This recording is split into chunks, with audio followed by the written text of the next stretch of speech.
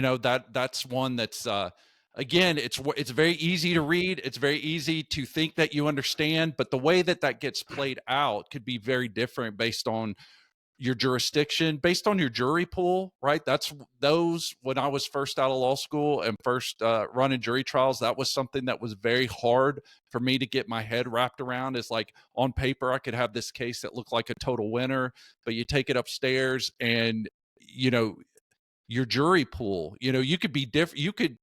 I believe that like I could have a case on Monday to one jury pool and win and present that same case to a different set of juries and may have a different outcome just based on the jury pool. So that's where reasonableness is such a tricky thing. Can you kind of unpack that a little bit about what is reasonable force?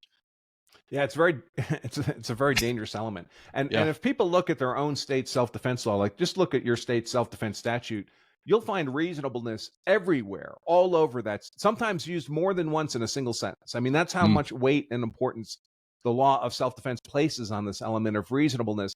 And there are elements of self-defense that can be kind of binary, right? So whether or not you try to retreat from a fight, I mean, there may be physical evidence of you backing away from a fight. It's very binary. Or if the fight involved a gun, clearly it was a deadly force fight in terms of proportionality. But reasonableness is never like that, because people have mm, to keep in mind what controls your legal fate is not what you thought was reasonable. What controls your legal fate is what other people think was mm, reasonable. The mhm, police, the prosecutor, the judge, the jury. You could think it was reasonable all day long, but if they disagree, it's their determination that controls whether or not you go to prison.